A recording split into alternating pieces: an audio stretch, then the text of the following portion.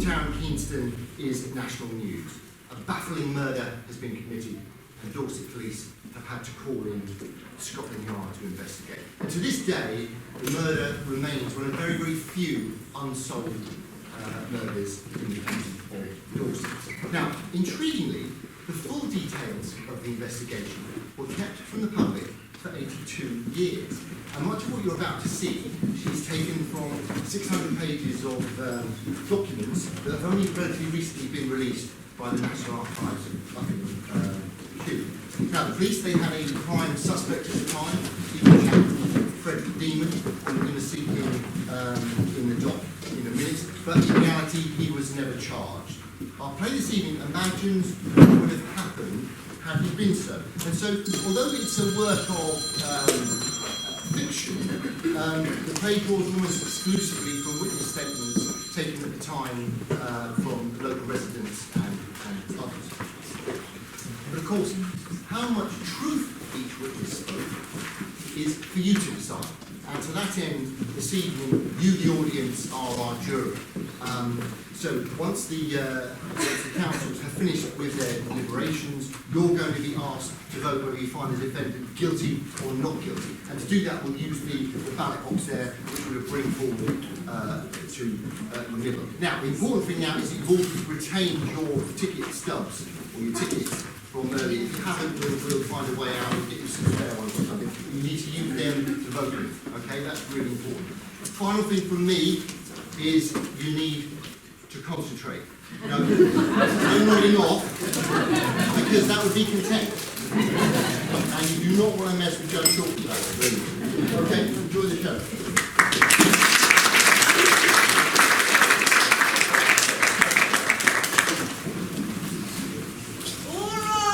All rise for Judge Chalkley.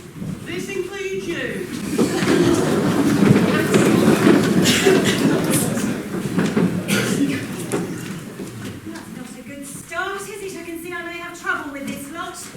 Well, let's get on with it. Counsel for the prosecution, you may begin. Ladies and gentlemen of the jury, this is a very simple case. The prosecution shall provide overwhelming evidence that the accused, Frederick Demon, did, on the morning of the 1st of October 1931, murder Edward George Welham at the Coverdale Kennels in Tarrant Keyneston. It will be proven that he had clear means, motive and opportunity to commit the crime. What the evidence will show is that Mr. Demon, who is an employee of the kennels, shot Mr. Welham with Mr. Welham's very own shotgun in the kennels office. He then staged the scene in such a way to make it look as if Mr. Welham had shot himself, either deliberately or accidentally. He then concocted a story to explain his absence from the scene. Unfortunately for Mr. Demon, however, the truth will out. The prosecution shall clearly demonstrate that this was no accident or suicide, and with the help of witness statements, we will show Mr. Demon's alibi for what it really is, a hopeless pack of lies. This was no murder committed in a fit of rage or momentary loss of temper. No, this was far, far worse. This was a cunning and calculated execution, something quite clearly planned well in advance. And it is due to this level of premeditation that, despite Mr. Demon's age, the prosecution shall push for the severest penalty allowed. In this instance, the death penalty. Order. The murder of Ted Welham has just been described as cunning and calculated. I'd agree that it was, under the proviso that this was actually murder at all. The defence shall cast a degree of doubt over whether such a crime ever even took place. But leaving that rather major point aside for a moment, let's assume it was, as described, a meticulously planned murder. My learned colleague has described it as an execution. Now remember that description if you will. For if this were murder, it does indeed bear the hallmarks of an experienced and trained killer. Yet who do we have before us? A seasoned assassin? A scarred veteran of the Great War, perhaps? Of course not. The child but a boy, just turned 18. So he hardly fits the mold. A violent criminal, maybe. As you shall see when he is put on the stand, Frederick Demon is none of these things. He has, dare I say, a limited intellect that renders him incapable of contemplating such a thing, let alone executing. It is my job here today to spare a scared young man the gallows. I'm sure you, the jury, will help me to do so. And once done, the serious business of apprehending the real killers of Edward Welland can commence. For if this were murder, and as I say, that has yet to be proven, then the real culprits may sit amongst you as I speak. Please, you can't say that. This is outrageous, Your Honour. The defence counsel is clearly trying to intimidate witnesses before we even start. Yes, sustained. Counsel for the defence will adopt a less sensationalist approach. My apologies, Your Honour. I'm merely trying to impress upon the court that there were no shortage of people in Tarrant Keyneston and beyond with a motive to kill Edward Welland. I shall bring before you but a few. There are others I cannot. People of greater means and greater cunning than this mere snip of a boy. Prosecution shall call their first witness. Prosecution calls PC Head.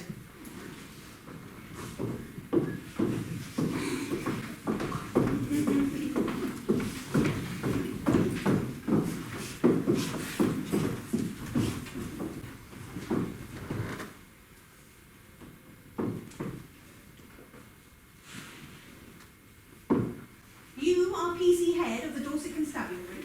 Yes, ma'am. Constable, please explain to the court the events, in your own words, the events of the morning of the 1st of October. You may refer to your notes. Yes, ma'am. Thank you, ma'am. On the morning in question, I was actually in Tarrant Keyneston on my regular beat. About 10:30, I'd passed the kennels and I was at the gates of Manor Farm when I was informed by a Nellie Edwards that there had been another shooting accident in the village. Another shooting, counsel? Your Honour, if I might be so bold, it's my intention to return to this in my cross-examination. I see, counsel. A witness will proceed. I rushed with all speed to the kennels. Outside the office, I found a group of villagers who were in quite a distressed state. Can you tell the court who exactly? I can.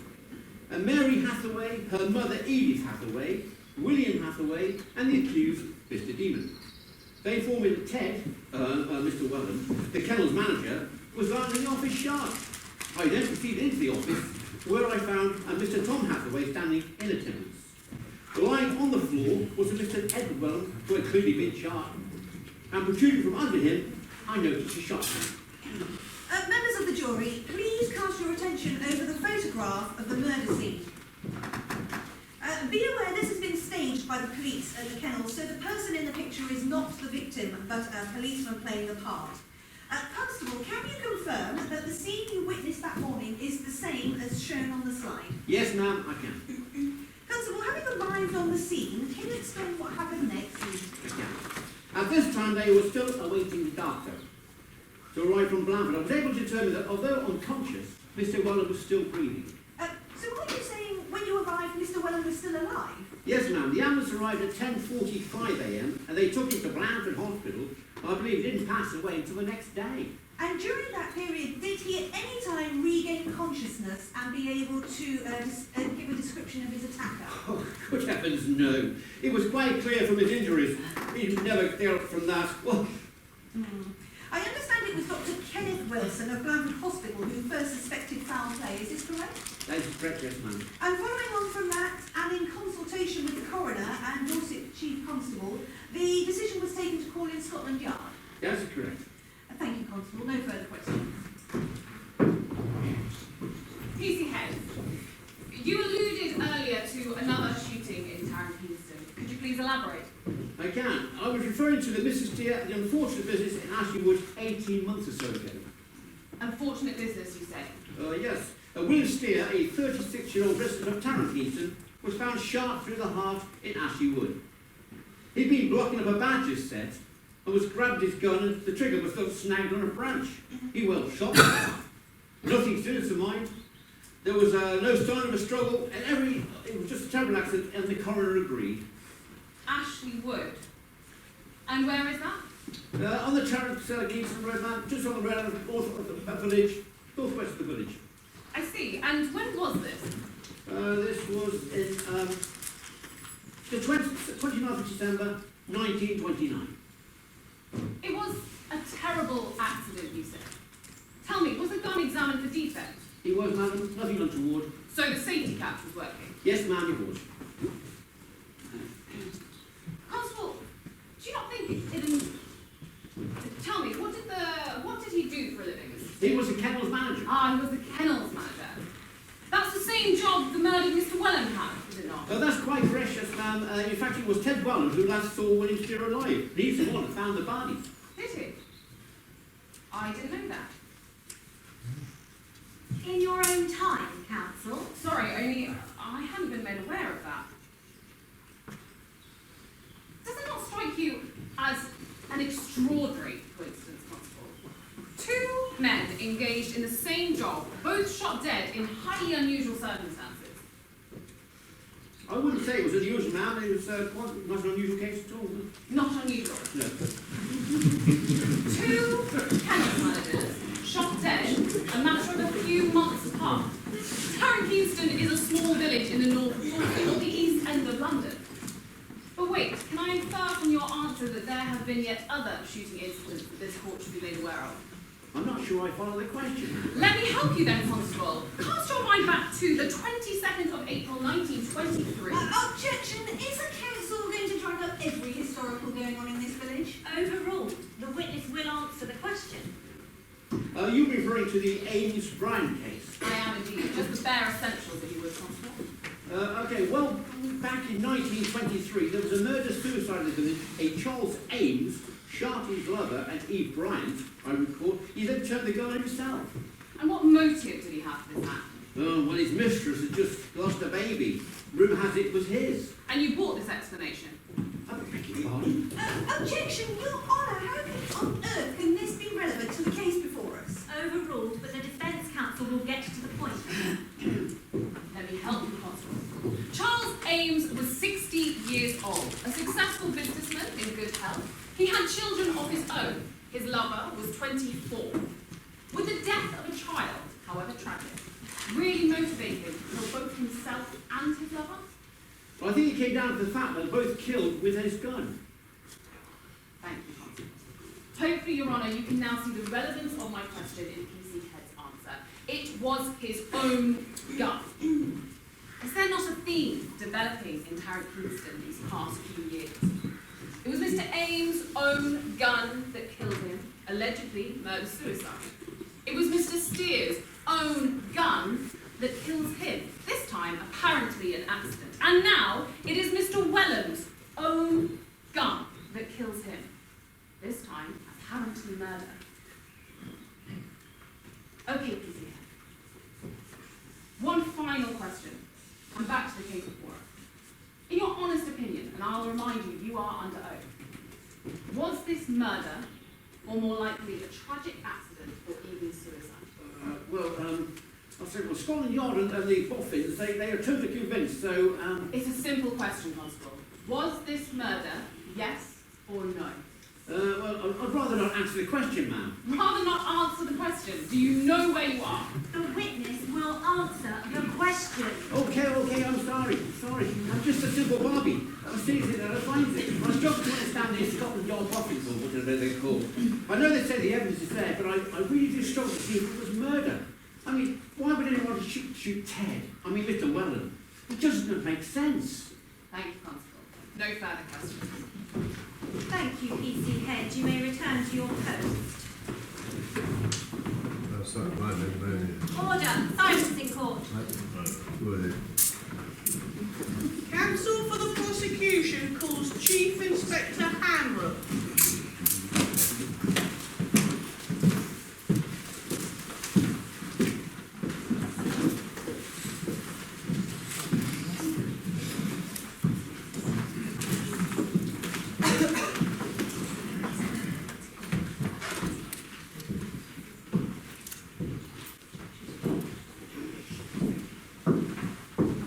You are Chief Inspector Hamrock of London's Metropolitan Police.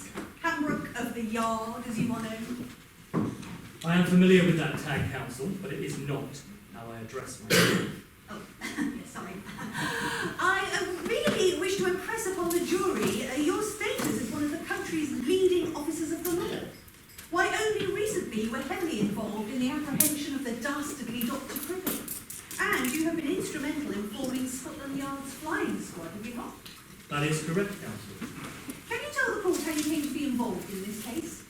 Well, I received a telegram on the 4th of October from my colleague, the Deputy Chief Constable of Dorset Police, requesting that I assist in investigating a curious shooting incident in Tarrant Keyneston. Initially, it had been believed to be suicide, but a Dr. Wilson at Blandford Hospital raised concerns of foul play once he'd investigated the man's wounds. And what were those concerns, Chief Inspector? Well, the wounds were to the back of the head and the shoulder, and the shot seemed well spread, over 6 inches in fact. Put simply, it is unusual for someone to kill themselves by aiming to the back of their head and from a distance. Indeed. Chief Inspector, can you tell the court what happened next? Well, I travelled by train to Blandford the very next day and commenced my investigation. I was taken to Tarrant Keyneston, whereupon I met the Chief Constable, Major Gibbs. Frankly, it didn't take a genius to see that this was murder, but I needed definitive proof, so I summoned Sir Bernard Spilsbury.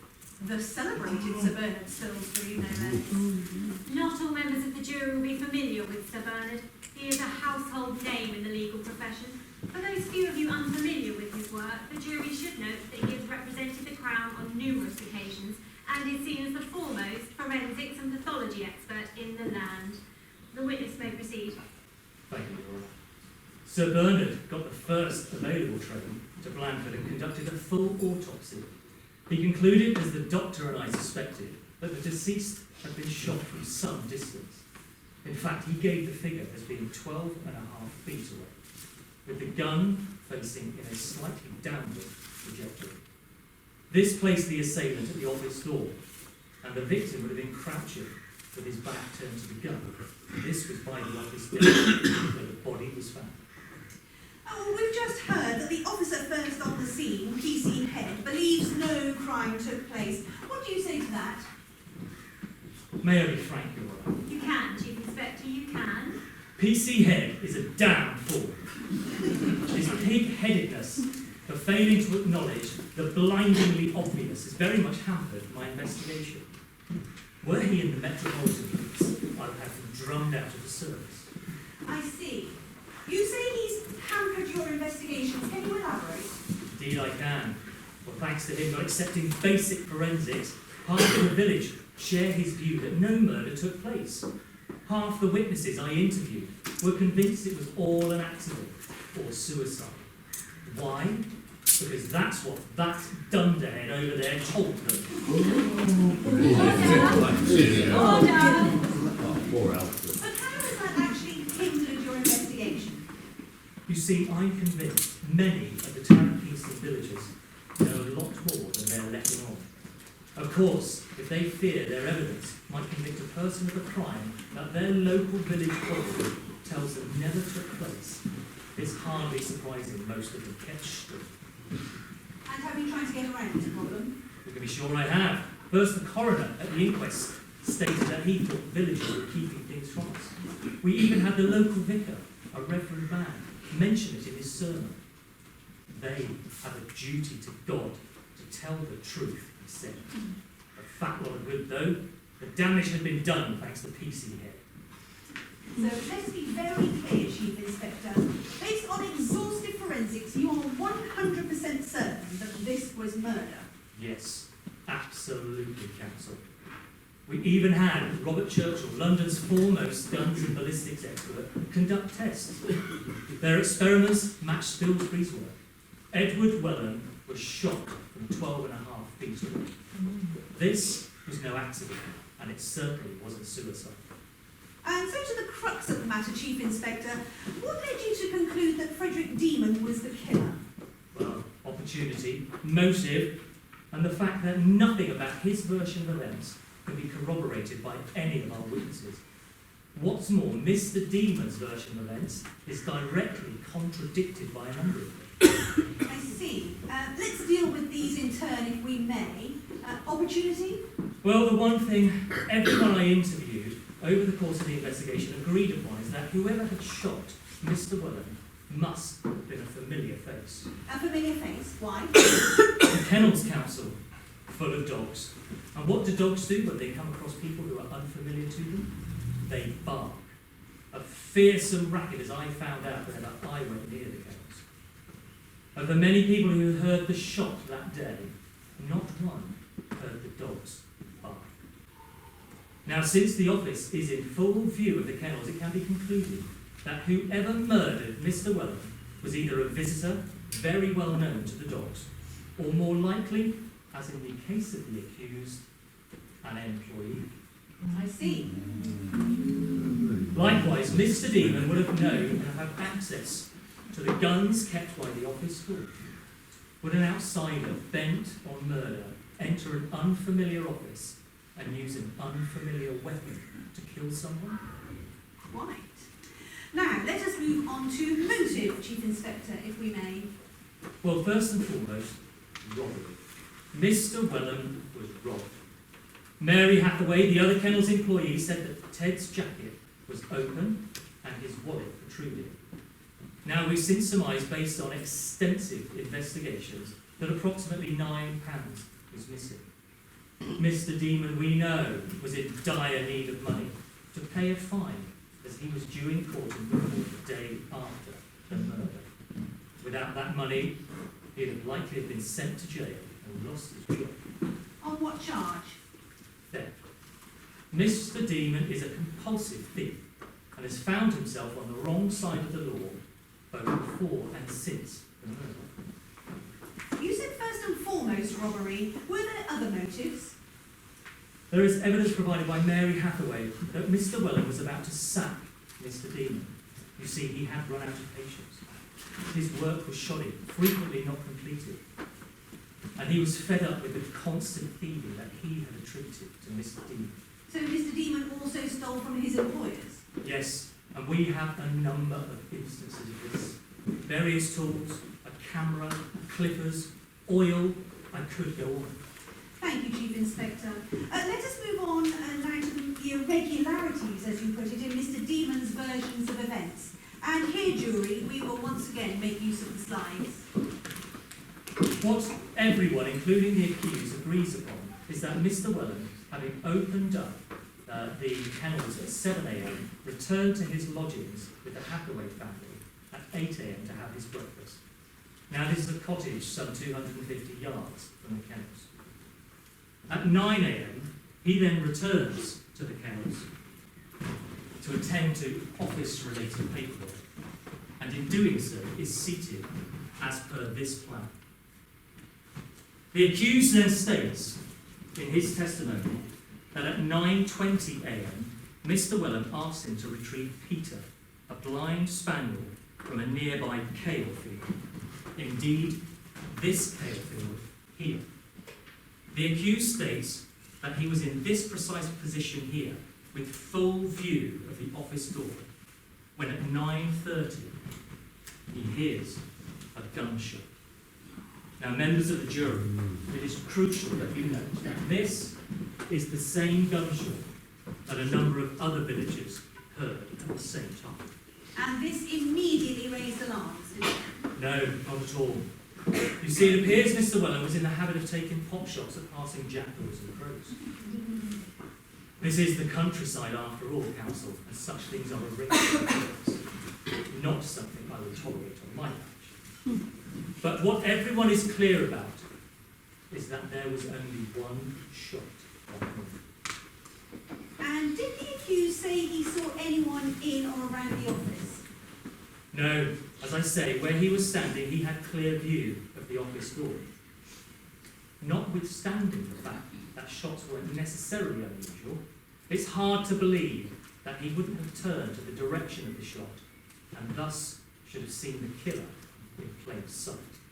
So you are saying if Mr. Demon isn't the killer, then he must have seen who was? Precisely, counsel. And so what does Mr. Demon say he did next? Well, he said he proceeded with his task of fetching Peter, the blind spaniel. He says he then locked the dog away before entering the offices where he made the grisly discovery. He says this was approximately 10 minutes after the shot. So, Chief Inspector, beyond not seeing the killer when he should have, what else is the problem with Mr. Demon's testimony? Well, firstly, Peter, the blind spaniel. By all accounts, he always made his own way home. He had never been asked to fetch him before, and we have a signed statement from the accused to that effect. It's an extraordinary coincidence that the one occasion Mr. Welland allegedly asked him happened to be that fateful morning. Secondly, we have 5 independent witnesses in the vicinity of the Kale field at the time of the shooting. They hear the shot. Some even see each other. But at no time do they see the accused. Order! See, that's I suspicious. will have order in my court. May I continue? Continue, Chief Inspector. The first of the witnesses is actually in the field itself at 9:30 a.m. A Miss Gladys Clothier. She's in the field just as the shot rings out, but sees nobody. Her brother, Charlie Clothier, joins her a few moments later, and again, he sees nobody. A Mr. Albert Russell, travelling past the kennels at about 9:35 in his car, sees nobody in the field, but crucially, he does see Peter, the blind spaniel, exiting the Kale field and returning to the kennels very much alone. He says he nearly ran the dog over. And at the top of the hill, on the road out of the village, Mr. Russell then sees a Mr. George Jefford travelling in the opposite direction on his horse from the Langton Long area. Mr. Jefford confirms that he too saw Mr. Russell and saw nobody in the Kale field. Mr. Jefford then travelled down the hill into the village and had clear sight of the Kale field. Between 9:35 and 9:40 a.m. says he saw no sign of the accused. We then have a Mrs. Eva Dennett. Now, Mrs. Dennett lives in a cottage. This cottage here. This cottage has a clear view of the kennels to the front and to the Kale field to the rear, about 30 yards away. She hears the shot and she immediately goes to the front of her house and looks out over the kennels and sees nobody. She then moves quickly to the rear window and looks out over that Kale field and again sees no sign of the accused. Now, Your Honour, ladies and gentlemen of the jury, this is crucial information. All of those 5 witnesses have one thing in common. They have clear sight of the Kale field at the time the accused says he was in it. Inspector, any other anomalies? Yes, we then have Miss Hathaway. She rushes to the scene after Demon raises the alarm, and before she enters the office, she notices Peter, the blind spaniel, not locked away, as per Demon's testimony, but roaming freely outside the kennel. Thank you, Chief Inspector. No further questions. Chief Inspector, you've spoken of motive and opportunity and various witnesses who may or may not have seen my client in the Kale field. How about evidence? I beg your pardon. Ah, come now, Chief Inspector. Surely the great Handbook of the Yard knows the importance of evidence. We don't tend to hang people in this country without it. There is, in my opinion, an overwhelming weight of circumstantial evidence in this case. But not a shred of actual physical evidence, is there? Any fingerprints? No, but the accused had plenty of time to wipe the gun clean. Anyone actually see my client enter or indeed leave the office?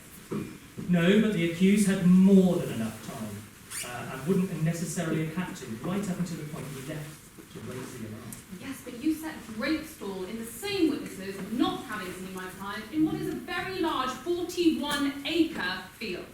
The same witnesses never saw him leave the office. They saw the dog he was supposed to be fetching. They didn't see the accused because he was busy trying to cover up his crime in the office. Yes, but he would have had to leave to raise the alarm, would he not? Not until sometime later he didn't. The time between the shot and the accused raising the alarm was approximately 15 minutes. Approximately. But you can't be sure, can you? Chief Inspector, is it not true that none of the timings touted in this case can actually be verified? Well, they don't have to be, do they? Everything is relatable to the gunshot. If people know where they were when that happened, then the precise timings are academic. Chief Inspector, it's your contention that my client murdered Mr. Wellham and then made it look like suicide by placing a gun under his body, correct? That is correct, yes. Is it not usual for suicides to have some sort of device, not to go into gruesome detail, to enable the trigger to be pulled? And that someone considering this would have known that? Well, you would normally expect to see a stick or something, yes. But Demon, whilst I'd say, has animal-like cunning, I wouldn't say that he was especially clever enough to have thought of that. How convenient. Cunning, but stupidly so. Indeed, counsel, as you mentioned in your opening statement, Mr. Demon is a man of limited intellect. And I've met characters like him on many occasions before. Cunning, but not that bright. Which is why he made the mistakes he did. Mistakes. Indeed, he knew he needed an alibi for not being at the kennels. So he invented a story about being in a kale field that is then blown apart by a number of different independent witnesses. Bang to rights, I'm afraid. We shall see about that, Chief Inspector. No further questions. Thank you, Chief Inspector. You may step down. Thank you, Your Honour.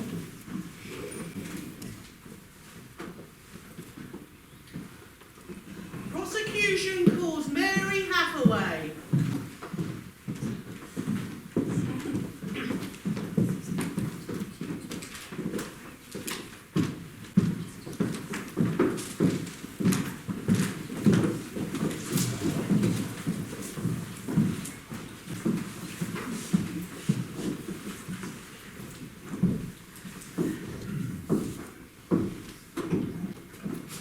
Mary, in your own words, can you please describe the events of the 1st of October, 1931?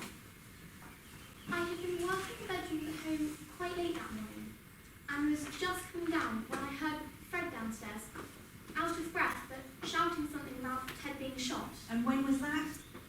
I'm guessing about 9:45 a.m, but I can't be completely certain. Do continue. I rushed downstairs and heard Mother say something like, "What happened?" And Fred said something about Peter. Peter?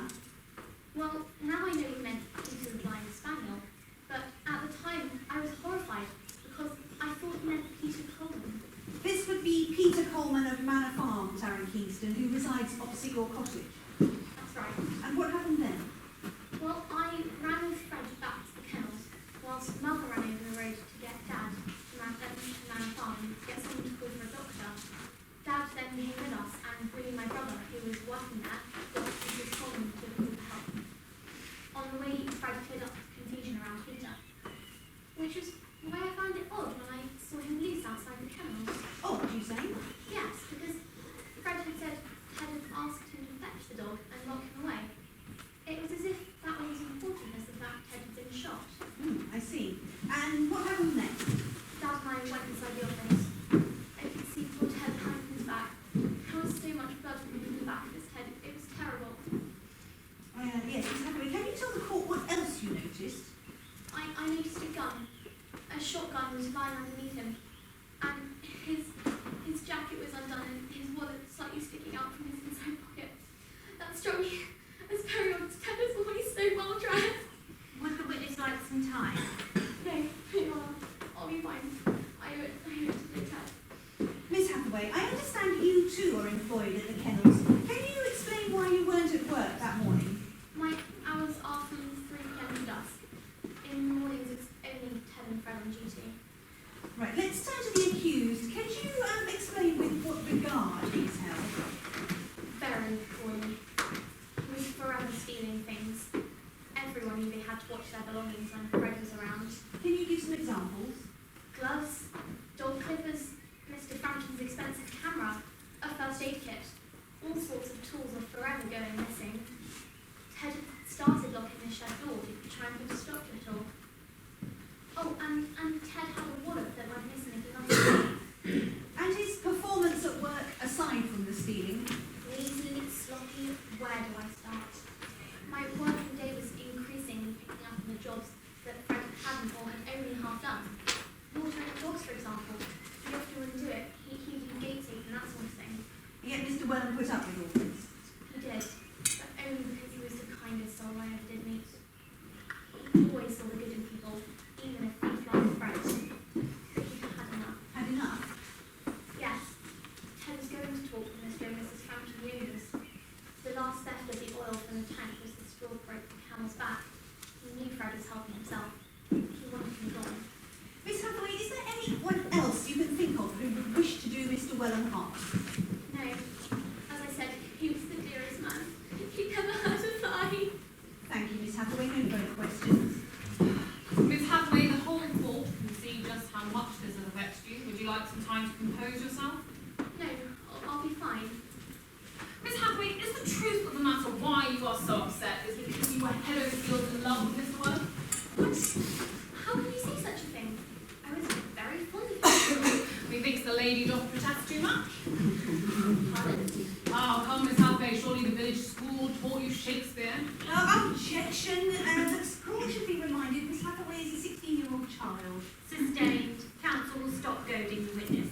I apologize. Miss Hathaway, do you recognise this? I don't recognise the handwriting as mine. The village school wasn't that bad. Touché, Miss Hathaway, touché.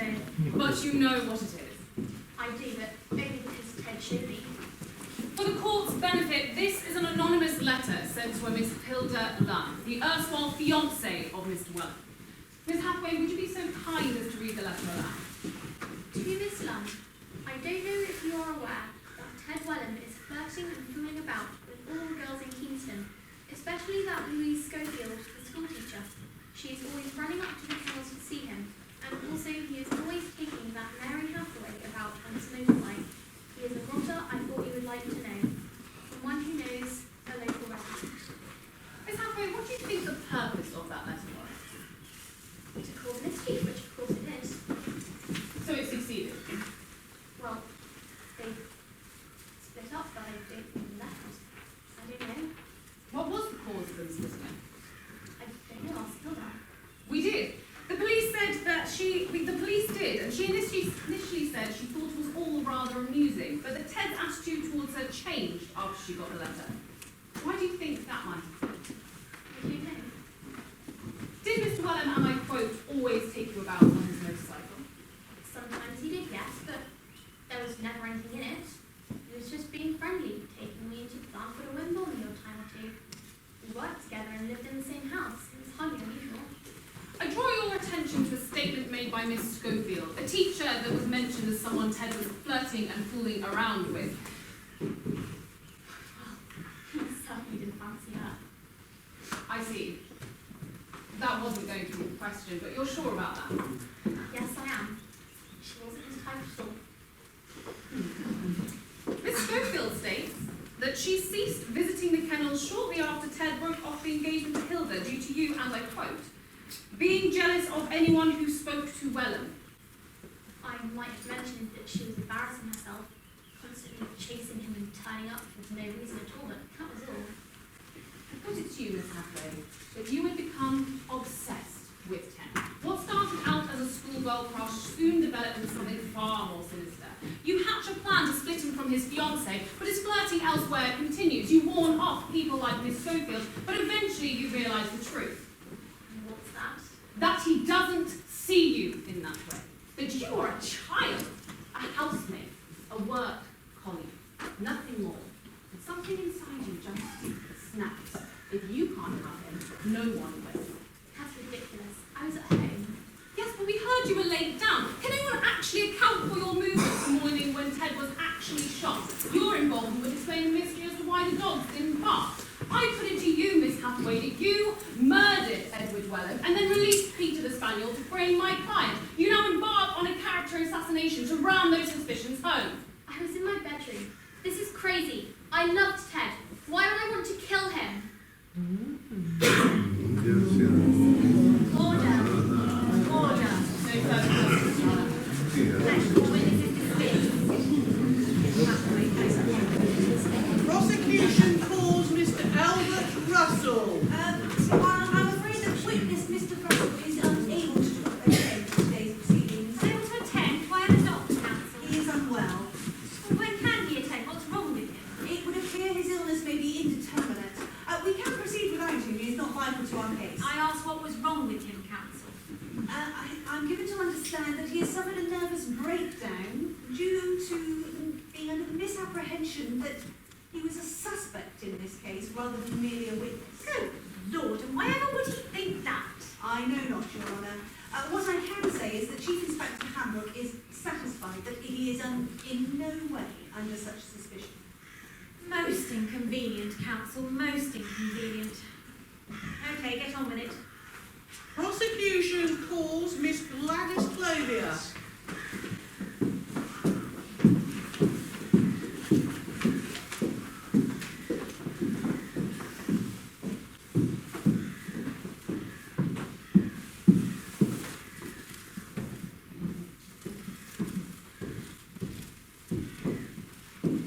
Miss Clothier, on the morning of the shooting, can you tell the court what you did that caused you to be in the vicinity of the kennels?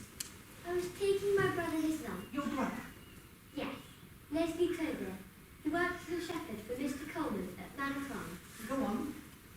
Well, I cycled to the bottom of the kennel field we've been talking about and entered through the gate opposite the kennels. I then parked my bike up against the hay rick and walked up the hill to the shepherd's hut at the top of the kennel field. But no one was there, so I dropped off his lunch and came back. And what time was this? Well, I left home at 9:30 and it took no longer than 4 minutes to get to the field. I've timed it, Your Honour. I was at the field from 9:34 till about 9:40. And in this time, did you see anyone else? Yeah. Yes. Miss Clothier, in your witness statement to the police, you said you made no mention of seeing the accused. Sorry, no, I didn't see him. But I did see my other brother Charlie as I was leaving. Charlie? Yes. He was riding up from Manor Farm to see Leslie and Mr. Coleman. That's how I know I left the field at 9:40, because Charlie confirmed it. Did you or your brother at any time see the defendant? No. At any time from you arriving to leaving the area, did you hear the kennel's dogs bark? No, ma'am, I didn't. Thank you, Miss Clothier. No further questions. No questions, Your Honour. Thank you, Miss Clover. You may step down.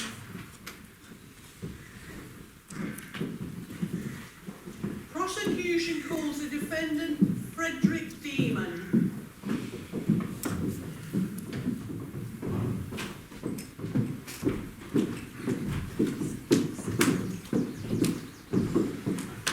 Did you tell the court where you live? I was with Champton, with my parents. And how long have you been employed by the kennels? Just over a year. During that time, did you have cause to use the guns kept at the kennel's office? Yeah, Ted taught me how to use them. And what was his policy about having them loaded? They were always to be unloaded before entering the office. After William Steers' accident, Ted was always very careful and strict about hunting. Mr. Demon, please describe the events of the 1st of October as you saw them. I got to work at about 7.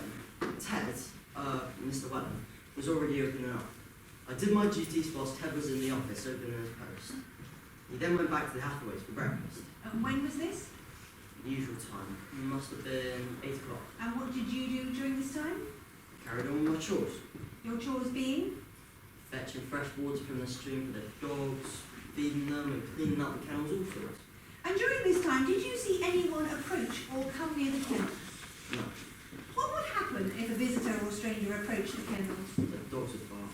One or two or all of them? No, all of them. Make a right old graph. And when did Mr. Welland return? Would have been about 9 o'clock. And what happened then? He was writing some letters in his office, and then after about 20 minutes he asked me to fetch Peter from the kennel field. This is Peter the kennel's blind spaniel, yes? Yeah, And then what happened? I crossed the road into the kale field opposite the kennels and started looking for it. And please explain what happened next. I've been looking for about 10 minutes when I heard a shot. I thought Ted was shooting at the jackdaws again, so I took no notice. Mr. Demon, could you please now look at the map? Can you confirm Chief Inspector Hambrook's evidence when he says that you were approximately at this point when you heard the shot and had a clear field of vision back to the kennel's office door, as per the next slide? Yeah, that'd be about right. And yeah. Mr. Demon, you heard the evidence earlier which proved whoever murdered Mr. Wellham must have been standing in the office doorway. If what you say is true, then you only need look over towards the sound of the shot and you would have had a clear view of the killer. Well, did you? Did I what? Look over and see the killer. No. Why in heaven's name not? Well, I just didn't. Like I say, Ted was always shooting at the jackdaw, so why would I? I put it to you, it's basic human instinct when a shot is discharged so close to look in the direction whence it came. You had a clear field of vision, yet you saw nothing. Which way were you facing then? I don't know. I can't remember. You can't remember. No, but it must have been away from the kennels. Oh yeah, that's right. Up the hill, the other direction. Which is then where I found Peter. Ah, back to Peter. So you found the dog and returned him to the kennels. Yeah. So approximately how long will you say you were away from the office? About 20 minutes. So you were, except you were in the kale field between 9:20 and 9:40, give or take a minute or so. I suppose. And during this period, did you at any time hear the dogs barking to announce a visitor or stranger? No. And in that time, did you see anyone else? No. How about Albert Russell? He passed the field at 9:35, precisely the time you say you were in the field. He didn't see you. Did you see him? No. Mr. Russell says he saw Peter, the dog, crossing the road, having just come out of the field on its own. How do you explain that?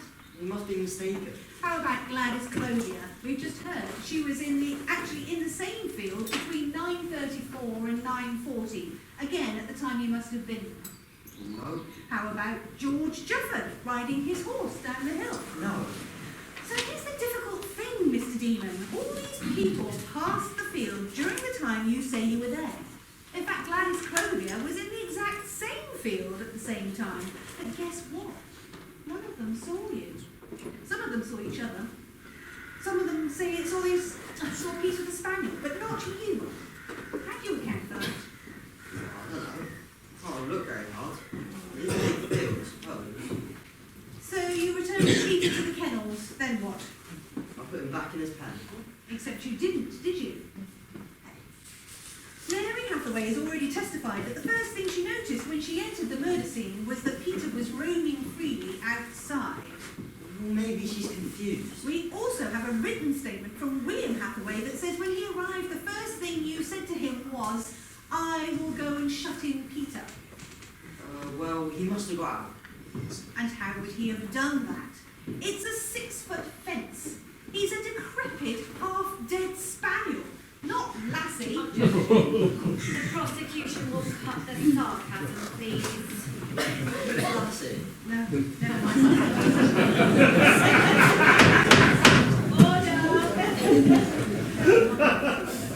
Did it not strike you as odd that Mr. Wellham asked you to fetch Peter in the first place?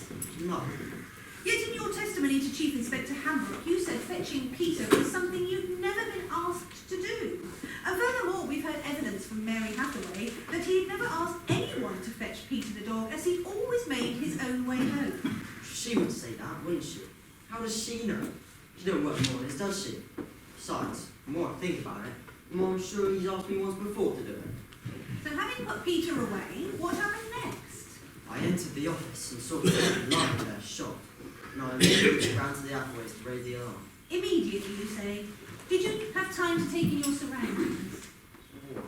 What did you see? Just Ted lying there. Gums underneath him. Oh, lots of blood. You know, clearly been shot in the head. Dead, I thought he was. Let me tell you what I think really happened, shall I? I put it to you, Mr. Demon, that you needed an alibi to explain your absence from the kennels, so you concocted one about having to fetch the dog. This, of course, was all lies, because you had hatched a plan to murder Mr. Weller. No, I hadn't. You used the time Mr. Wellham was having breakfast to load his gun. When he returned and was at his desk, you shot him in cold blood. It's not true. You then rifled through his coat pocket to get to his wallet, from which you stole money. You then placed the gun underneath him to make it look as though he had killed himself. It's a lie. I did no such thing. Why would I want to kill Ted? Why indeed, Mr. Demon, I was just coming to that.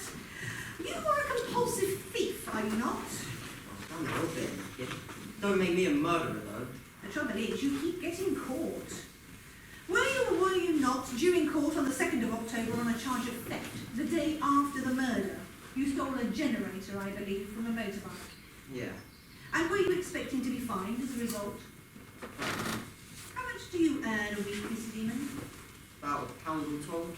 That's not a lot for an 18-year-old, is it? Had you been promised a pay rise by Mr. Wellham? I had, yeah. And when it didn't materialise, were you upset? When Chief Inspector Hamrock first questioned you, you had over £4 on your person. That's over 4 weeks' wages, is it not? How do you account for that? Father gave it to me to pay for the fine. Yeah, but you'd already been bound over and paid the fine, which was only 8 shillings, wasn't it? Yeah, but I didn't know how much I'd need, and I hadn't had the chance to pay it back. What happened to the other £5? Hey, We know Mr. Wellham had £9 on him. That was 2 months' wages to you, something that proved too tempting, wasn't it? We've accounted for £4. Where is the rest, Mr. Demon? Objection. Sustained. I'll move on then. Mr. Demon, is it not true that you were expecting to be sacked at any moment? no. Mr. Demon, quite apart from the catalogue instances of theft from your employer, we have had evidence from Mary Hathaway that your work was considered second-rate. She testified to numerous occasions where she had to cover for your inadequacies, and that Mr. Wellham was quite aware and was running out of patience. That's all more lies. That Mary's a liar. You want to know who killed poor Ted? Ask her. Or was it just to bit me up? No further questions. Secretary, return to the dock, please. Sir, I must have a word with that lawyer lady. Order. The gentleman in the hat will kindly take his seat. Sir, I must give this to the lawyer lady. There is a time and a place for such things, sir. Will you kindly take your seat? Madam, I can better with that. I will not ask a final time. Take your seat or I shall have you arrested and jailed for contempt of court. Well, you can throw away the key, but I won't tell my story. I can't see young Fred Ann for something I done. Oh, good heavens, man. That's an investigation. Bartholomew, approach the bench with a matter of urgency. Yes, you may. Hang on.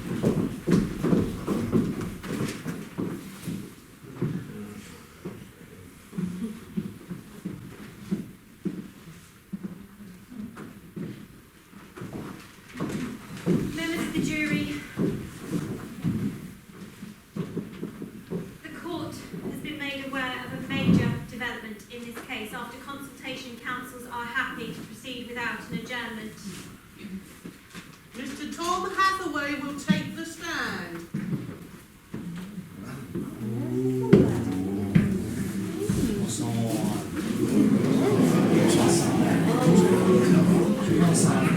Order! Order!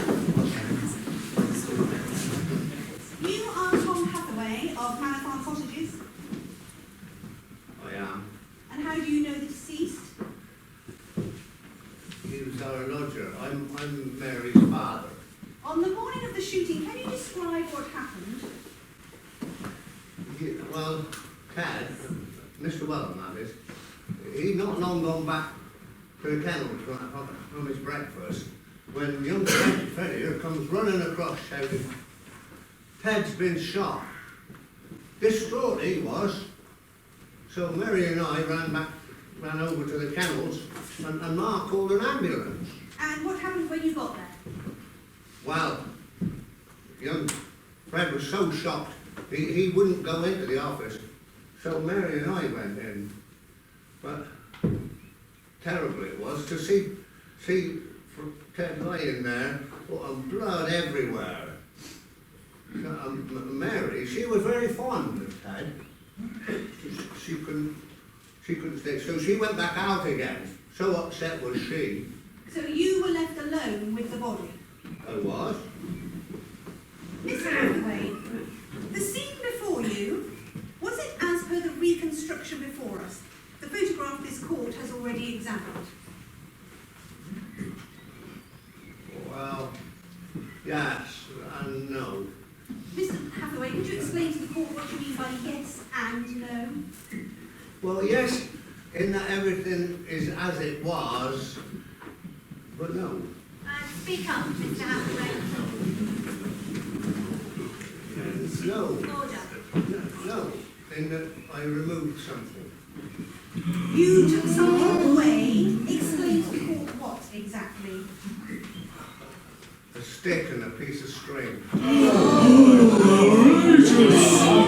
in my court. A stick and a piece of string. And where did you find those?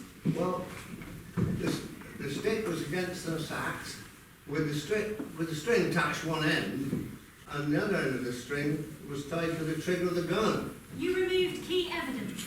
Do you have any idea of the seriousness of your actions? Well, I had no idea it caused all this fuss.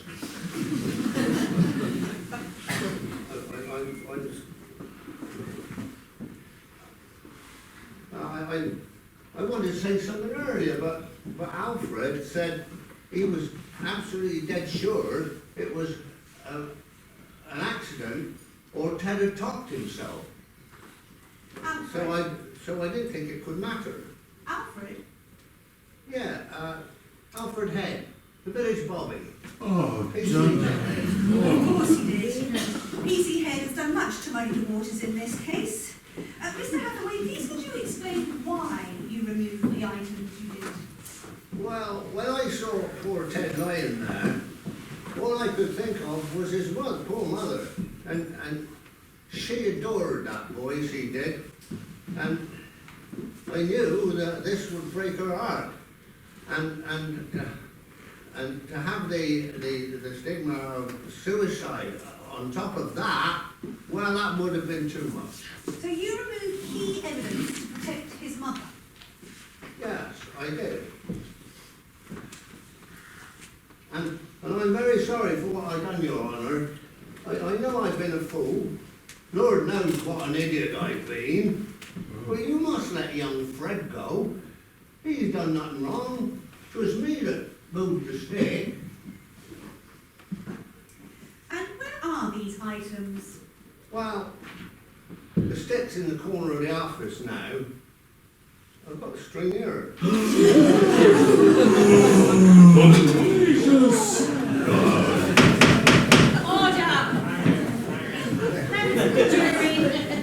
I should at this point stress that during the course of Detective Chief Inspector Hambrick's investigations, it was proven that Tom Hathaway here was working in the Manor Farm Gardens, and there are a large number of witnesses that can prove this. Therefore, despite his outrageous behaviour in removing key evidence, he can in no way be considered a suspect in this case. Your Honour, may I make an application to have this case dismissed and my client released? This clearly proves suicide. It also explains the many mysteries this case has thrown up, and of course, exonerates my client. Your Honour, this revelation proves nothing at this stage. We can, of course, carry out tests on the stick and string, which would confirm things one way or the other. I'm inclined to agree with the prosecution here. We shall reconvene when the tests have been conducted. Court is adjourned.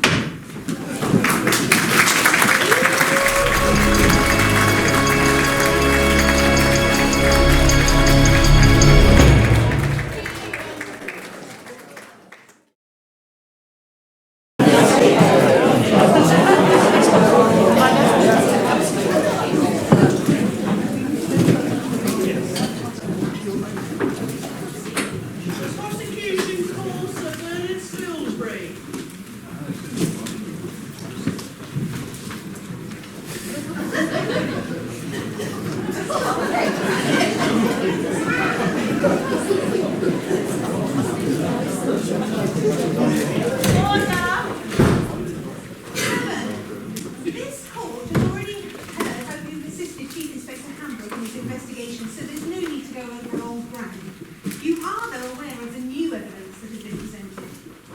I am indeed. Could you tell the court, please, how you have processed that information? Well, essentially, we conducted exactly the same tests as originally, but this time using the stick and the string removed by Mr. Hathaway. Part of the tests included a recreation of the scene. Can we show the photograph? Yes, you can. Very well. This is the original scene as described by P.C. Head and all the others who went into the office after the shooting. This next photograph is now the same scene, but this time with the stick and the string in the position that they were in when first entered the office. I see. So does this evidence exonerate the accused? Does it, as the defence counsel has suggested, prove that no crime took place, that it was, as P.C. Head first suspected all along, a suicide? No, quite the contrary, in fact. It proves one thing we didn't know. It's the degree to which this murder was premeditated. Can you explain? I understand it's already been explained that Mr. Wellham was shot from a distance of at least 12 feet. And of course, this new evidence does not change that fact. The length of the string was 2 feet 9 inches, and the length of the hazel stick was 3 foot 6 inches. Using the gun, we recreated the actual conditions, but there was no way, still no way, that the stick and the string combined could have been used to shoot Mr. Wellham. Both items, quite simply, had been placed there after Mr. Wellham was shot. You said, Sir Bernard, that this increased the level to which the murder was premeditated. Well, of course it does. But does not the shooting itself display premeditation? We've already heard evidence Mr. Wellham was extremely safety conscious when it came to guns. Whoever murdered Mr. Wellham loaded the gun prior to shooting him, did they not? Well, in all probability, yes. It is difficult to imagine Mr. Wellham sitting quietly by while a stranger loaded his gun and then shot him. And the lack of any evidence of any struggle backs that up. What, if anything, would you infer from that? Beyond that it was premeditated? That the murderer was known to Mr. Wellham and that Mr. Wellham was comfortable in the murderer's presence. So turning to the items in question, the stick and string, where did they come from? Oh, well, both items would have been readily available in the office. The string was 2-ply sisal cord. So the murderer not only used the gun and ammunition from the Kennel's office, but props to stage the suicide there too? Correct. In your vast experience, Sir Bernard, what stands out most about this case? That it's very unlikely that the perpetrator was an outsider, unfamiliar with the intricacies or the layout of the office. To put that into layman's terms, this is very likely an inside job. Thank you, Sir Bernard. No further questions. And that concludes the case for the prosecution. Sir Bernard, in your opinion, had Mr. Hathaway not removed the stick and string, would any of us be here discussing this? I'm not sure I follow your question. Let me rephrase. Would the presence of the stick and string have reinforced the suicide theory and therefore meant suspicions were never raised? Objection. I'm struggling to see the relevance of the question here, counsel, but the witness will answer. Well, yes, obviously it would have reinforced the suicide theory and conceivably might never have been investigated as a murder. Thank you, Sir Bernard. Your Honour, I shall return to this in due course, where hopefully you will see the relevance of my question. Thank you, Sir Bernard. You may step down. Defence counsel calls Mrs. Edith Ethel Frampton. I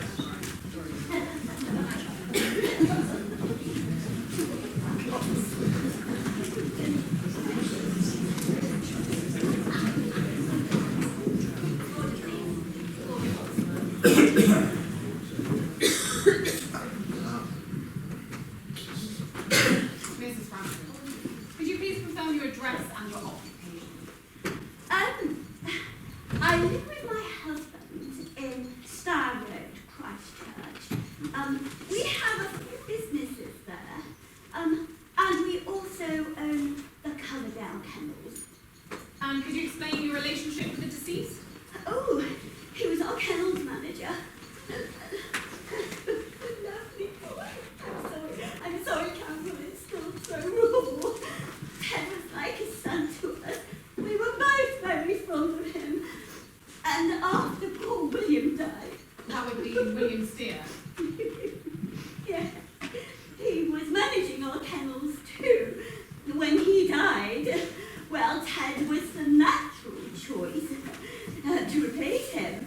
And he did this grand job. He was so reliable, so hard-working. It's so terrible what happened. Miss Frampton, do you not find it an extraordinary coincidence that both your kennels managers have been found shot dead?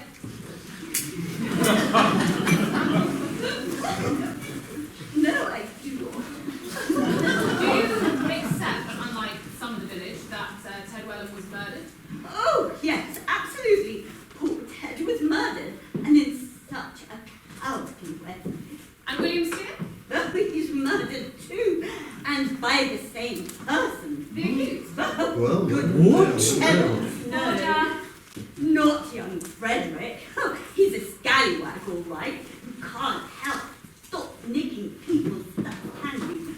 Anyway, he didn't kill poor Ted, and he wasn't working for us at the time either, so he couldn't have had anything to do with that. Objection, there is no evidence whatsoever that William Steer's death was anything other than an accident. Your Honour, we've just heard evidence that Mr. Wellham's death would not have been investigated as anything other than suicide had Mr. Hathaway not removed key evidence. Can we really say, with total confidence, that Mr. Steer's death was unsuspicious? Surely there has to be some doubt. Council will proceed, but go warily and stick to the matter in hand. So, if Frederick Demon is not our killer, do you know who is? Oh, yes, I do. It's Arthur Coleman. Order!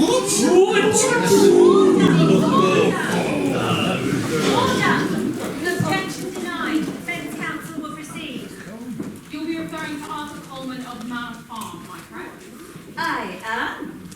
But Chief Inspector Hambridge says that he was 3/4 of a mile away at the time of the shooting, attending to his sheep, and he has 4 witnesses confirming that fact. Well, of course he has witnesses. And he would have told them all what to say. And why would they do that? Oh, well, because they work for him, and they're terrified of him. And what motive do you suppose Mr. Coleman had for murdering Ted Wellham? Lust. Now, is a most immoral man. He has had improper relations with at least 8 ladies. 8? What does he do when younger competition gets in the way? Well, he gets rid of them. Why? Because he is a violent psychopath used to getting his own way. He was chasing young Mary Hathaway, but he knew she had eyes for Ted. He just couldn't stand for it. Thinks he's got, he does, and thinks he's got away by framing poor Fred. And is there anything else that constitutes proof as to Mr. Coleman's involvement? Oh, plenty. Well, first, he was due to talk to Ted about some turf, so Ted was expecting him to pay a visit that morning. The murderer had to be a regular visitor to the kennels. Well, that's what the police said anyway. Well, Arthur Coleman was up and often up there, if not talking business with Ted. He was leching after Mary. And secondly, asked why he'd gone grey since the murder. Well, that's the fear of the hanged man that will do that to a man. I read that in the magazine. Order in the court. Thank you. No further questions.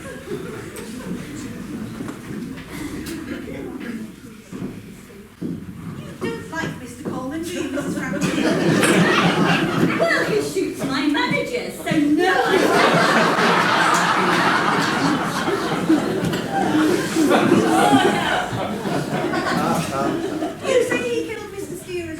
Yes, I think he did. And for the same reason, William was encroaching on the ladies in the village, and like Ted, William was quite the ladies' man. And most of admirers he did. And of course, Arthur hated that. So in revenge for your kennels managers muscling in on Mr. Coleman's territory, he becomes a serial killer. Do you have any evidence he murdered William Steer? And did you raise any suspicions at the time? No. Oh, but come, Mrs. Frampton, that's not true, is it? Well, I'm sorry, I don't know what you mean. Mrs. Frampton, did you or did you not write to Chief Inspector Hambrook outlining your accusations surrounding Mr. Coleman? I did. In that letter, you go into great detail as to who in the village gave Mr. Coleman an alibi and their part in the conspiracy. Can you tell the court who these people are? Oh, there's quite a few, really. If it helps, I'll list them and you can say yay or nay. Peter Coleman, Arthur's son. Yes. The entire staff of Manor Farm, the Coleman residence in Tarrant Keyneston. Yes. Mr. Albert Russell. Ah, yes. And ask yourself why he isn't here. The jury is reminded that Mr. Russell is the witness who claims he saw the dog returning to the kennels on its own. He has been unable to testify, though, in person, as he is unwell. Well, he's lying about the dog, and that's why he's had a complete nervous breakdown, and he's in the nut house. It's guilt that does that to a man, and I read that in a magazine. Let us proceed, Mrs. Frampton, if we may. Who else knows? How about the entire Hathaway family? Mum, Dad, Mary and her brothers? Oh, yes, I have no doubt of it, and they had to be. Granny and Grandpa Hathaway? Perhaps. The cat? Objection. Counsel, such facetiousness has no place in my court. This is not a pantomime. You have Oh, yes,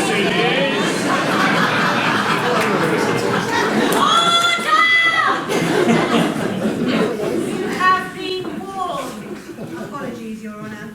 I am merely trying to illustrate the sheer preposterousness of Mrs. Frampton's accusations.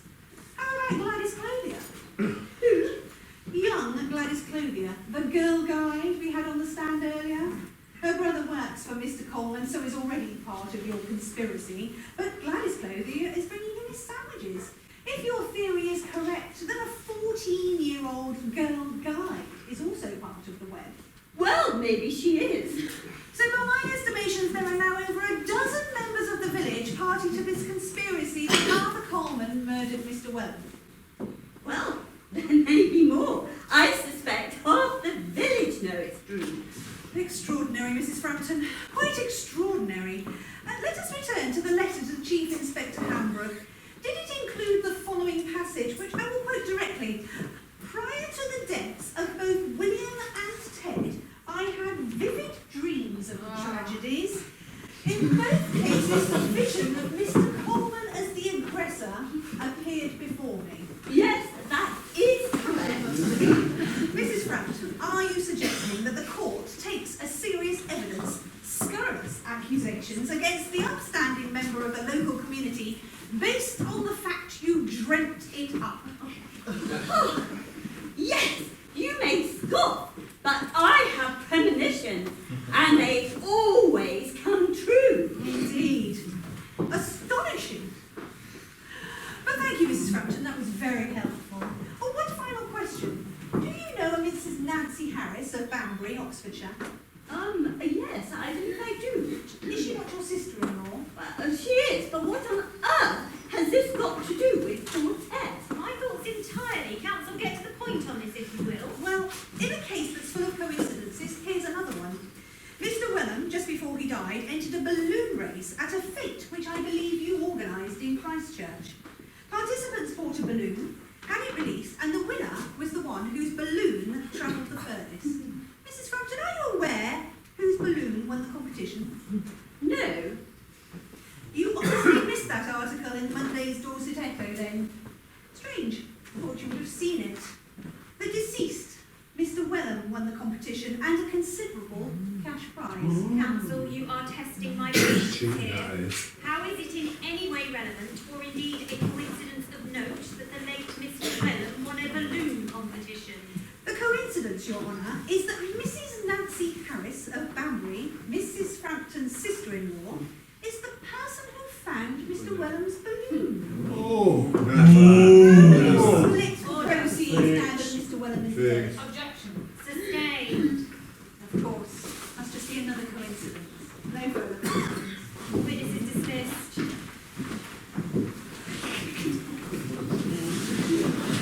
Henceforth, Mr. Cripps.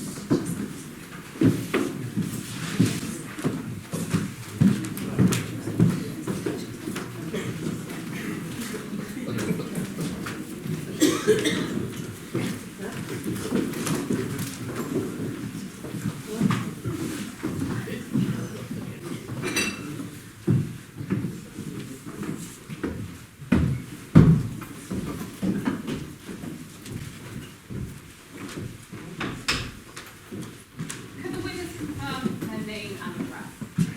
Edwin Cripps, Luxor Cottages, Tarrant Keyneston. And could you tell the court exactly where your cottage is? Well, it's on the main drag out of the village, towards Blandford, backing on to Ashley Wood. Ah, the infamous Ashley Wood. Tell me, Mr. Cripps, where exactly were you at 9:30 a.m. on the 1st of October? Well, I was in my garden, tending my vegetable patch. I see. Any witnesses to this? My wife, Margaret, Mrs. Cripps. Anyone else? No. Did you hear the shot? No, well, we're well over half a mile from the kennels, so why would I? Mr. Cripps, let's rewind. Can you tell the court the reason you had for visiting Mr. Wellham back in July?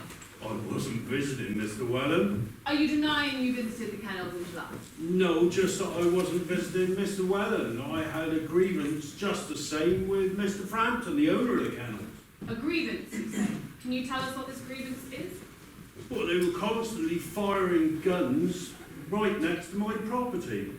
And my wife, Margaret, was in a terrible state about it.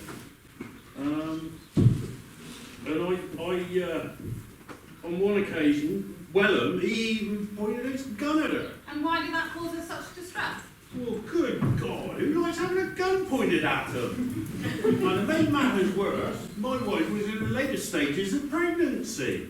And she was ever so upset and really didn't know what to do with herself. I'd asked Mr. Frampton and Ted if they could shoot further away from our cottage. They got a hold of Ashley Wood to shoot in, for goodness sake, but no, they had to shoot right next door to ours. And why do you think that was? Well, sheer bloody mindedness. Ah, so they were goading you.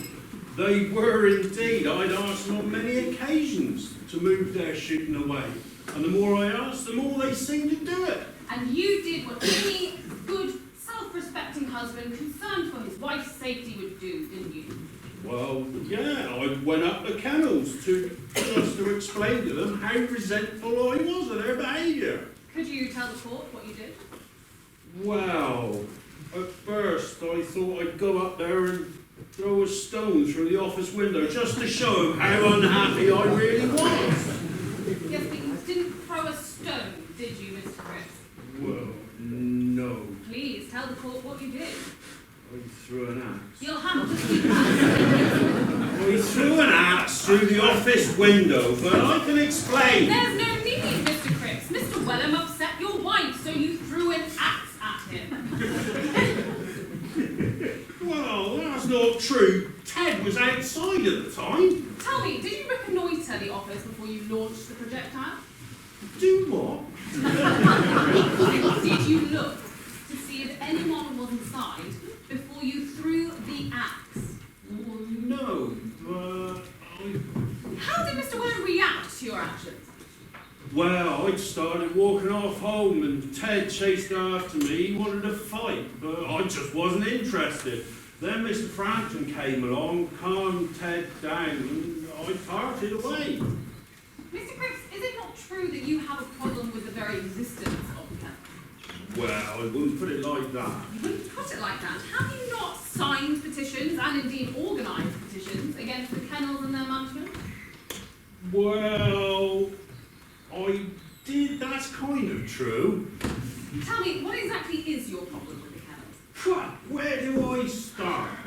If they're not firing guns right next to my property, they're blasting their shotguns outside my garden, and then the flaming dogs are barking all the time, and it's enough to drive anyone nuts. Then there's the smell of the incinerator, all the dog waste. It's disgusting.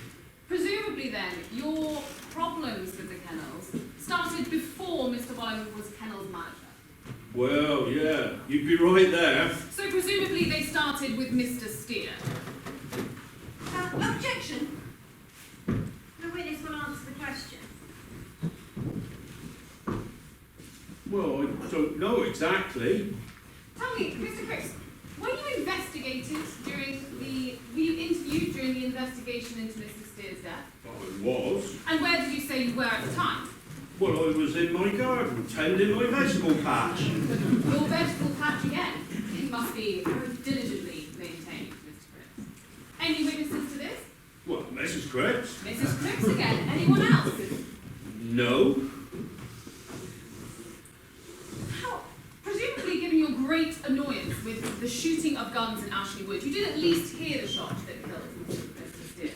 No, I didn't. How interesting. You got very annoyed earlier when I assumed you might have heard the shot that killed Mr. Welland. And yet here, Mr. Steer is killed practically in your back garden, and yet you hear nothing. Back garden? Don't be so ridiculous. Have you ever been to Ashley Wood? It's huge. Wasn't any found anywhere near my garden. And yet you stated at the time that you didn't know where Mr. Steer's body was found. Objection. Sustained. Counsel, can we please stick to the matter at hand? Mr. Cripps, one final question. Is it fair to say that you have quite a short fuse? Well, when I get asked damn full silly questions, yes.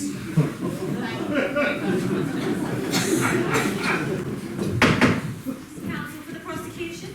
Mr. Cripps, please describe to the court what happened as a result of you throwing an axe through the kennel's window. Well, I was fined and I had to pay costs. Something I agreed I should do at the time.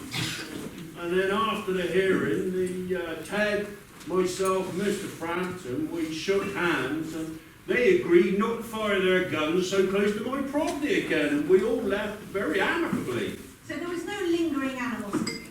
Well, no, they promised not to shoot near my ground, so... You buried the hatchet. Yes, Your Honour. No further questions. Witness is dismissed. The defence calls Mrs. Anne Steer.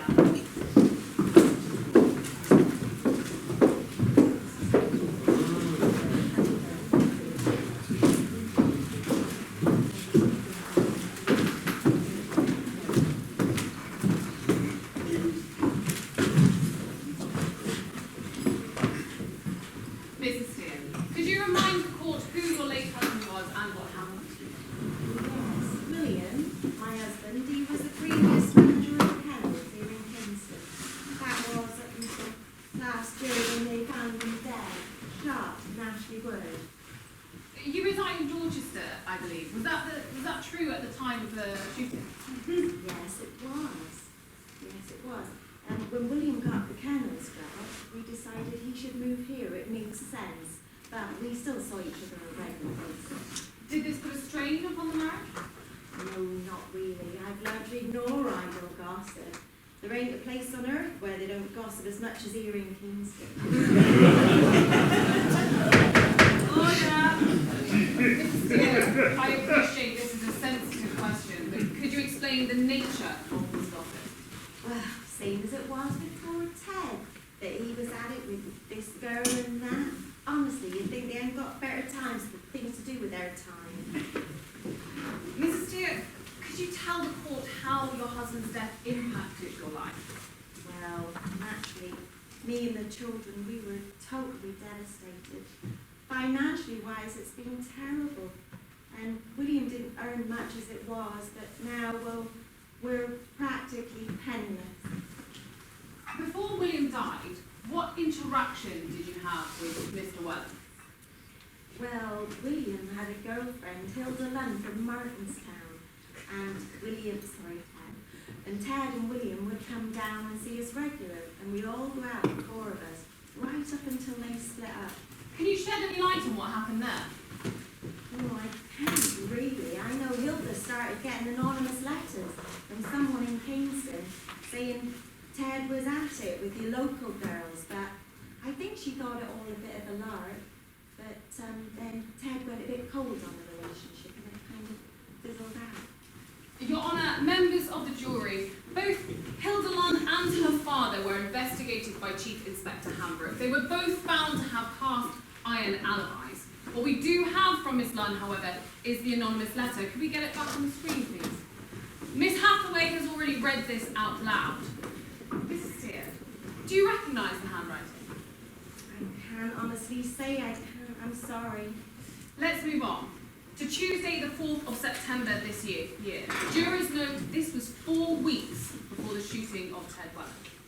Could you please tell the court what happened? I can. Very odd it was too. I received a postcard with a Blandford postmark. And what did this postcard say?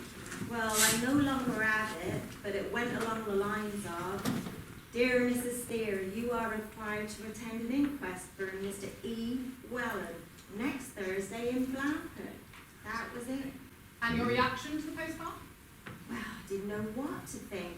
I showed it to my daughter and we didn't recognise the handwriting. We came to the conclusion it was all a cruel joke.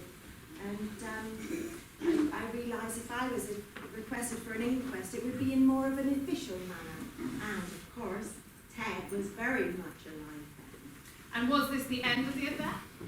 Well, no. On the Thursday after, I received another postcard, again with a Blandford postmark, saying, "You will not be required to attend on Thursday." And what did you make of this? Well, it's all very odd, isn't it? I get goosebumps now just thinking about it. So here we have a quite extraordinary piece of evidence. Postcards sent 4 weeks prior to the demise of Mr. Welland, predicting his demise. Mrs. Steer, we've heard that your husband, the late William Steer, and Mr. Welland socialised together. We also know that Ted Welland was the last person to see your husband, and indeed the person who found his body. Tell me, did they always see eye to eye? Objection! Where is this nonsense coming from?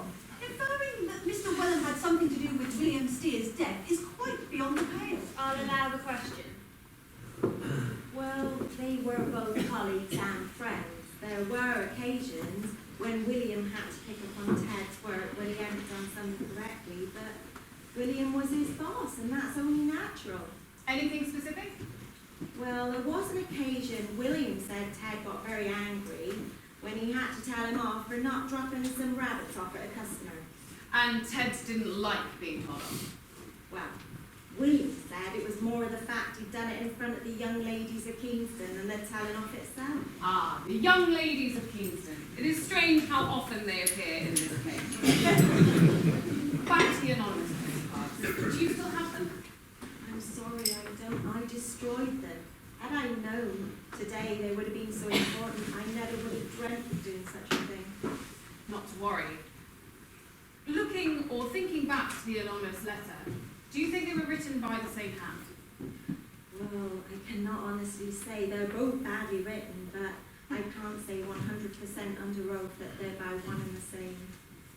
One final question then. The accused, have you met him before? Have you had any socialisation with him? Would he, for instance, have had your address? Not at all. Today's the first day I laid my eyes on him. Thank you. No further questions. Mrs. Steer, who knew of your address in Dorset? Well, yes, that's something that puzzled me at the time. Beyond Ted himself and Mrs. Weeks, with whom my husband lodged in June Cottage, I can't think of anybody, I'm sorry. So theoretically, were someone at the kennels to go through Ted's papers, they could have accessed your address? Well, I suppose they could. In which case the accused could be the author of the postcards. He could have used the of your husband as a smokescreen in a way he used the stick and the string to throw the police off the scent? Well, I suppose he could. No further questions. Thank you, Mrs. Steele. You may step down. That concludes the case for the defence, Your Honour. And now, the commence your summing up, counsel for prosecution. From the very start, the defence have tried to introduce confusion and conspiracy into what is in actuality a very simple case. Frederick Demon murdered Edward Welham. I'll return to the accused after we have dispelled the outlandish claims of the defence, who by my reckoning think half the county and beyond could have committed the crime. By concerning these fantastical claims, we'll be left with the glaring truth in this case. Defence claim number one, that the murder of Edward Welham had something to do with the accidental death of William Steele. There is simply no truth to this. The accident was investigated thoroughly. There was no sign of a struggle. Mr. Steele's wallet was found untouched upon his person, his money intact. No one, let alone Edward Welham, would have had motive to kill him. It was an unfortunate accident, full stop. If we can learn anything from it, it's that it made Mr. Welham even more careful around guns, so we know he would never have left shotguns loaded in the office, something even the accused acknowledged earlier. The defence has made great play of the postcards Anne Steele received, seemingly predicting the murder. They say it had to have come from the killer. I think, though, there could be a more innocent explanation. It has come to our attention that back in September, the newspapers were running a story about a man quite unrelated, named E. Welham, who had drowned in the River Severn. Perhaps it is a simple coincidence, and the postcards were in reference to that. Without the evidence, which Mrs. Steele unfortunately destroyed, we will probably never know. But ask yourself this: why would a murderer who has gone to so much lengths to conceal his or her crime announce their intentions in advance? It makes no sense whatsoever. Defence claim number two: Arthur Coleman murdered Edward Welham as part of a conspiracy that involved half the village. A frankly bonkers idea from a, dare I say, deranged woman, who, as you heard, admits to having dreamt up the whole thing. Defence claim number three: the axeman, Mr. Cripps. One should not speak ill of the dead, but Mr. Welham and, of course, Mr. Frampton behaved poorly in the way they upset Mrs. Cripps by firing guns so close to the property. But we have heard that the feud was settled by a handshake and a pledge to be friends. There is no evidence whatsoever that Mr. Cripps harboured any lingering animosity. Furthermore, Mr. Cripps was in no way a regular visitor to the kennels. As such, we know the dogs would have announced his presence that morning by barking loudly. We know that didn't happen. Mr. Cripps, as a suspect, can therefore be discounted. We know a simple fact. No stranger could have murdered Mr. Welham because the dogs would have announced his presence. And the one thing all witness defendants included agree is that the dogs stayed quiet that morning. So who does that leave? We've heard the evidence. Remember Sir Bernard Spilsbury's testimony. It was an inside job. The gun was from the office and it was loaded there too. The crime was staged with props from the office, the stick and of course the string. It is an inside job, pure and simple. The defence will, as a last resort, try and pin the blame on Mary Hathaway. But we know she was working at her cottage. Is it really credible that she sneaked into the office, murdered Edward Welham, and then returned home unnoticed? No, of course not. Had she wanted to murder Edward and stage a suicide, she had ample opportunity to do it at a far more convenient time. As for motive, of course, she had none. So, who did have the motive, and for who was the morning of the 1st of October the perfect time to commit this foul deed? We are left with only one possible murderer. The accused, Frederick Demon. The motive? Robbery, combined with the safeguarding of his job.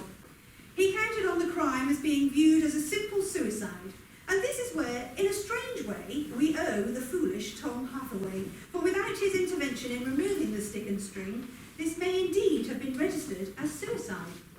However, once once the sharp-eyed Dr. Kenneth Wilson became suspicious, Demon's fate was sealed.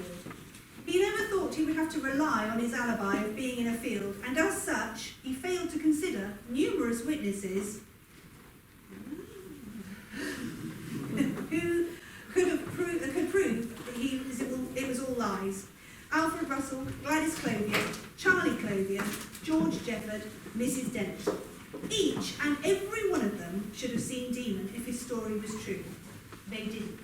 They saw each other, they saw the dog, they never saw Demon. Why? Because the story he concocted about fetching the dog was made up. Instead, he was in the kennel's office, covering the murderous tracks of this most heinous crime. The prosecution rests its case. Thank you. Counsel for the defence, can you begin your summing up, please? When I first addressed you, I presume there was some doubt as to whether a murder had even taken place on the 1st of October 1931.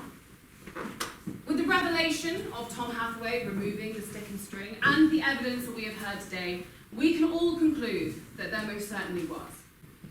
Edward Wellham was executed in a pre-planned murder as evil and as dastardly as it gets. Here, I am in complete agreement with the prosecution, being of the fervent belief that had Mr. Hathaway not removed these key elements, this would have been put to bed as simple suicide. The killer was banking on this fact. Ingenious mastermind that he or she is, they could never have predicted that the key props they had planted would be removed, thus drawing attention to anything other than suicide. And it's here that we have to consider other events entangling. The death of Mr. Steer, and the alleged murder-suicide for Charles Ames and Eva Bryant. From what we have heard today, there are sufficient oddities in both cases to warrant suspicion. A motiveless murder-suicide. An experienced gamekeeper leaving his safety catch off and accidentally shooting himself through the heart. It all rather begs the question, is Tarrant Keyneston plagued by the cleverest of serial killers? A psychopath who gets his kills from staging murders to look like accidents or even suicides. That frightening suggestion, while seemingly far-fetched, cannot be discounted.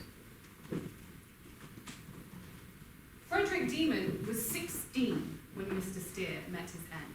He wasn't even working at the kennels then, and he was 10 when Charles Ames and Eva Bryant met their end, so they clearly couldn't have been him. There are also a host of other suspects. Did Mary Hathaway murder Ted Wellham out of jealous rage? Did Arthur Coleman murder Ted Wellham and then pressure witnesses into providing him an alibi? And then we have our mad axeman, Edwin Crick. Counsel, please refrain from referring to Mr. Cripps as a mad axeman. Here! My apologies. Our axeman, Edwin. Let's now consider again the postcards that Anne Steer has been receiving, sent 4 weeks before the actual murder of Ted Wellham. Who else, other than the murderer, could have sent these? Yet we know that he planned to make it look like suicide. So what warped and diabolical mind are we dealing with here? I believe the mysteries of this case may never be solved. And 90 years from now, some damn fool will still be banging on about it. He may even write a third-rate play.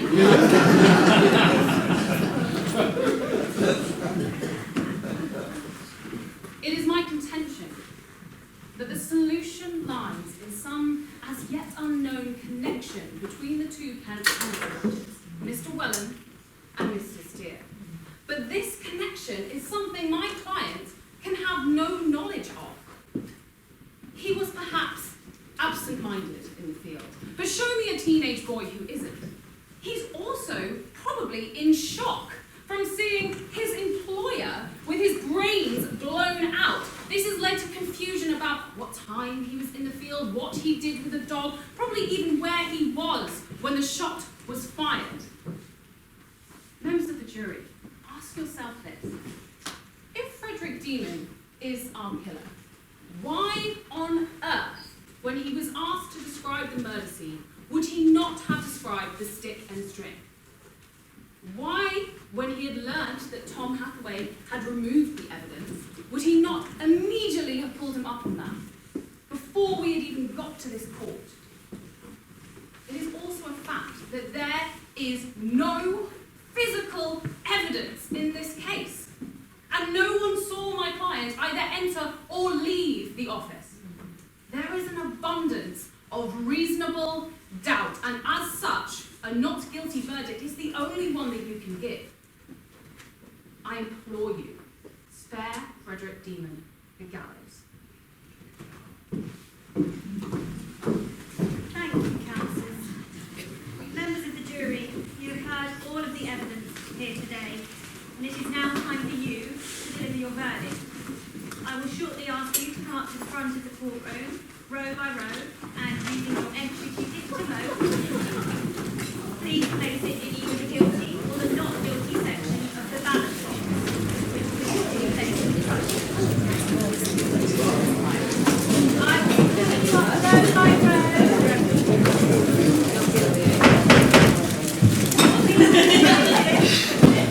With the assistance of Chief Inspector Hambrook, to ensure this happens quickly and quietly, my courtroom is not a zoo. When you have voted, you kindly take your seat again, because after everything is voted, we will be counting, and then I will be delivering your verdict. Thank you. We will begin. Chief Inspector Hambrook. Ladies and gentlemen, please at pace, starting with the front row here. Don't forget, guilty is this side. I'm very interested to what you guys are going to vote. Don't tell me yet until you've done it. And afterwards, can you also tell us what the result was last night? I will tell you what the result was after it's been voted. Yeah. So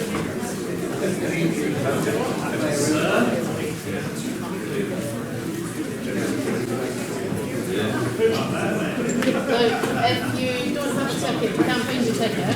No, we can always play it on Yeah. Keep coming up. Just use that. Keep coming up quick as you can.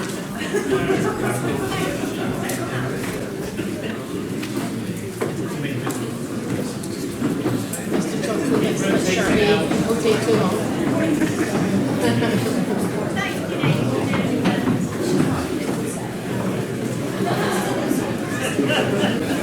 I appreciate you have a large number of the jury today. Thank you for your time.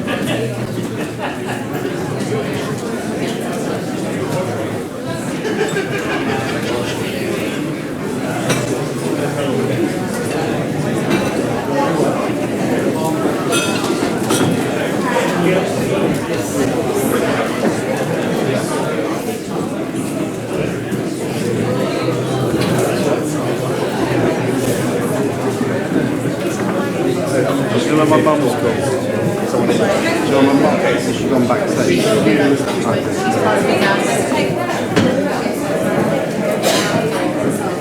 When you get the call, you're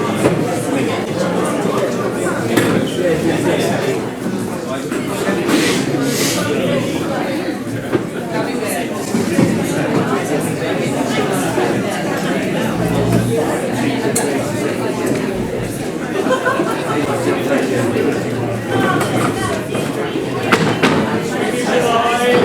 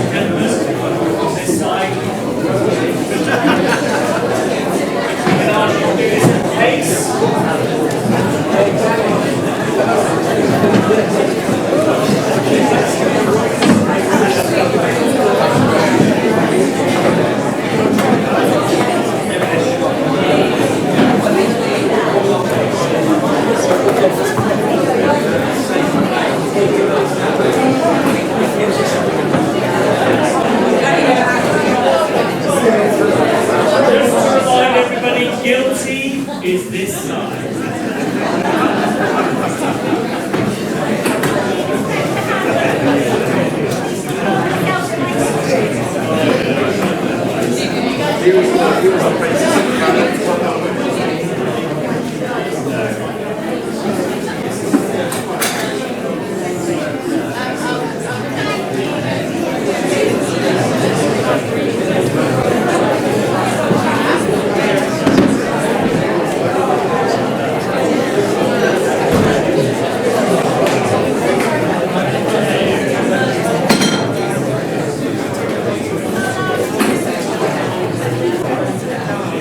Has everybody voted? Nobody voted? Is there anybody that hasn't voted? Thank you.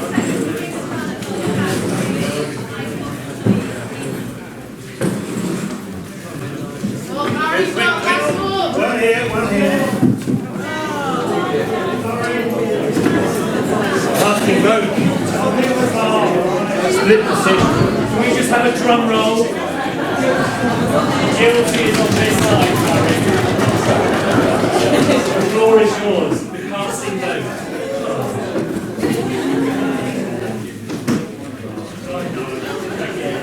Every time.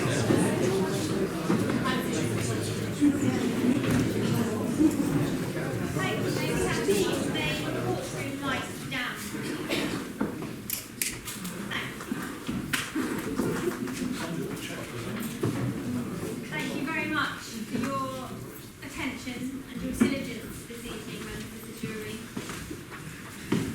Thank you very much. Your votes have been counted.